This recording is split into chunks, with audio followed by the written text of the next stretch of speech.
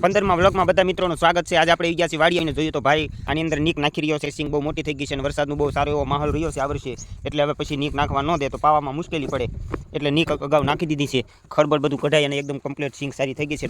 આ સિંગ છે BT 32 number. આને કોરામાં પાય અને ઉગાડવામાં બહુ આને મુશ્કેલી થાય અને બહુ પારવું પણ પડે છે, પણ આનો ફાલ બહુ સારો હોય છે। 2-3 વર્ષ કરીએ છીએ। હવે આગળ જોવા જવાનું 22 નંબર અને ગિરનાર બંને એક સાથે જ વાવેલી છે, તેમ છતાં પણ હજી બંનેના વિકાસમાં ખૂબ ફેર છે, કારણ કે ગિરનારના છોડવા એકદમ નાના અને ઓછા બળ કરતા હોય છે। 22 નંબરના છોડવા તો ગોઠણ ઉપર થઈ જતા હોય છે। તો આપણે જોઈએ સિંગમાં કેટલો આંતરું છે। એને 1.5 મહિના જેટલો સમય થઈ ગયો છે। અમારા વિસ્તારમાં સરગવાનું વાવેતર ખૂબ જ વધી ગયું છે। આ સિંગ છે ગિરનાર છે। આનો છોડ એટલો બધો બહુ વિકાસ થતો નથી।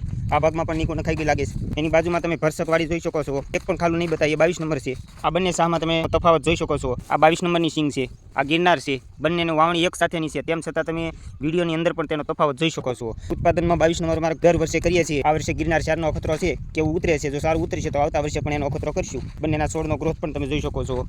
આમાં તમને એટલો બધું ગેપ જોવા નહીં મળે, દાવડા ભળી ગયેલા છે।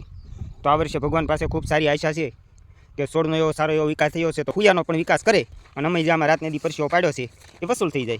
અસ્તુ મિત્રો, હવે મળીશું નવા વ્લોગમાં। ત્યાં સુધી રજા લઈએ। જય હિન્દ।